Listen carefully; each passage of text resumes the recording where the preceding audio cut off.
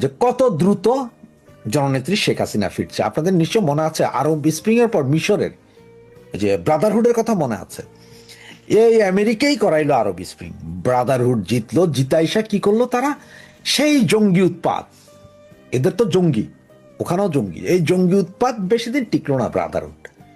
ব্রাদারহুডের নেতা কোথায় গেলেন? জেলে গেলেন, ফাঁসি হয়ে গেল, সব কিছু। এরপরে সেনা শাসন আসলে, এখনো যে মুরসি আছে সেনা। ঠিক বাংলাদেশের পরিস্থিতি একটু চিন্তা করেন। আমেরিকা চুক্তি করেছে, ওই করেছে, সেই করেছে, কিন্তু এই চুক্তি করলে কি হবে?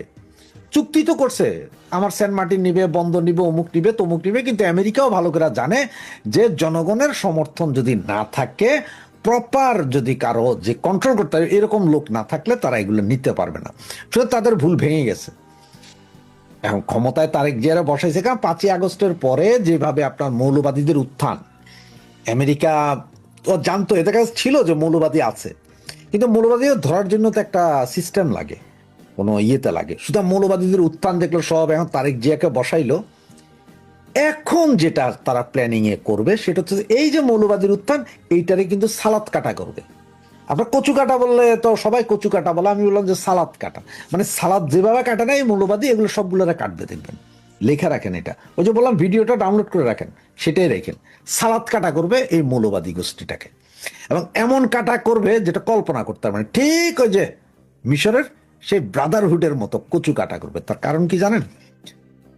ইন্ডিয়া এখন, ইন্ডিয়া বলতেছি, সরি, আমেরিকা বুঝতে পারছে যে এইখানে আমি এই চুক্তির বলে এগুলো পাই আর না পাই, কারণ শেখ হাসিনা ছাড়া অন্য কেউ এই দেশ কন্ট্রোল করতে পারবে না, বা অবস্থা এতই জটিল।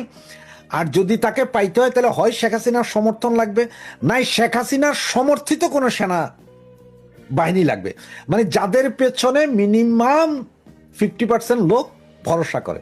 বাংলাদেশের জনগণ কিছু হোক আর না, 50% লোক আওয়ামী লীগের উপরে ভরসা করে, আওয়ামী লীগও চুপচাপ।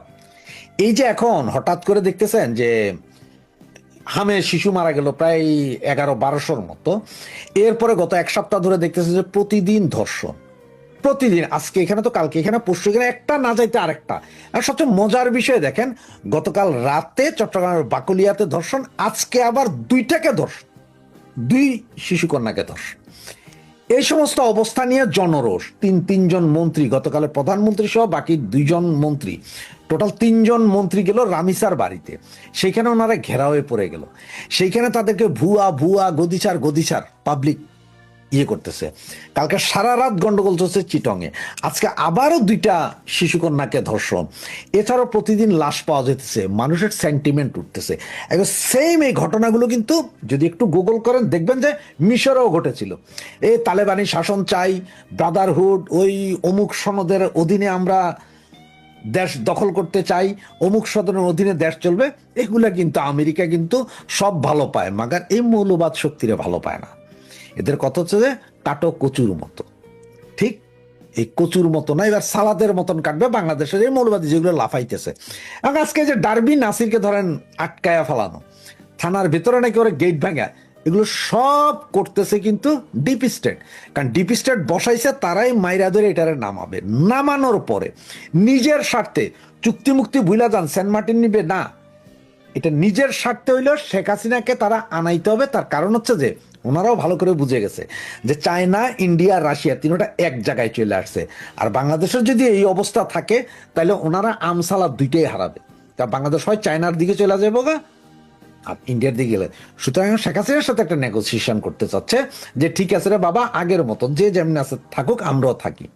ওরা এমনি এমনি আপনাদের এই যে 50টা আমেরিকান পতাকা দেওয়া রিক্সা আইনে এখানে দেয় নাই, সব এখন নাটকবাজি হইতেছে, একদিকে নাটকবাজি, অন্যদিকে এই আমেরিকাই করাচ্ছে। কিন্তু যাই বুঝবেন, পাবলিকের সেন্টিমেন্ট গ্রো করা, পাবলিকরে দিয়ে খেপানো, মন্ত্রীদেরকে আটকায়া মিছিল, এগুলো সব আমেরিকা এগুলো করাচ্ছে। তার কারণ হচ্ছে যে কচু কাটা, সালাদ কাটা করতে হবে মৌলবাদী দিকে, কারণ আমেরিকা আইএস থেকে শুরু করে সবাইরে দেখে ফেলছে না, এগুলোরে কচু কাটা না করলে, ইয়ে না করলে, যে ওই যে রাশিয়া, চায়না, ইন্ডিয়া এক হইয়া যে এই জায়গায় যে একটা দখল নিবে, এটা আমেরিকা ভালো করেই বুঝে গেছে।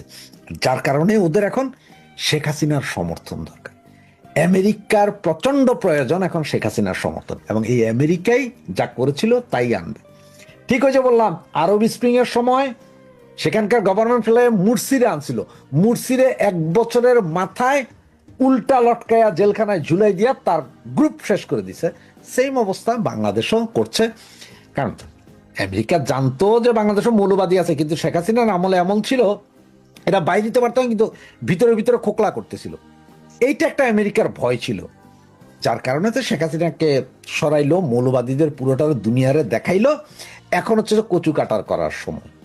তবে বাংলাদেশে যদি ওনারা বাংলাদেশের উপর ভর করে যদি চায়না, ইন্ডিয়া বা রাশিয়া এদের দিকে চোখ দিতে হয়, তাহলে ওনাদের কাছে শেখ হাসিনা ছাড়া দ্বিতীয় কোনো অপশন নাই। কারণ শেখ হাসিনার মতো এত জনপ্রিয়, এত বিশ্বস্ত জনগণের আর কেউ নেই। সুতরাং এই জন্যই বলছি শেখ হাসিনা খুব দ্রুতই ফিরবে, আগস্ট সেপ্টেম্বর ফিরে যেতে পারে। ওই যে কলকাতাতে একবার একটু চিন্তা করেন তো, যে যেদিন কলকাতায় গেল এরপরে কলকাতা থেকেই বলবে যে পরশুদিন বর্ডার এরিয়া ভিজিট করবো, অমুক অমুক গ্রাম, যেগুলো একদম বাংলাদেশের লাগোয়া, মানে 1 হাত 1.5 হাত জায়গার মধ্যে লাগোয়া। ওইসব জায়গায় যখন শেখ হাসিনা যাবে, কত লক্ষ লোক ওই পারে থাকবে, কত লক্ষ লোক এই পারে থাকবে।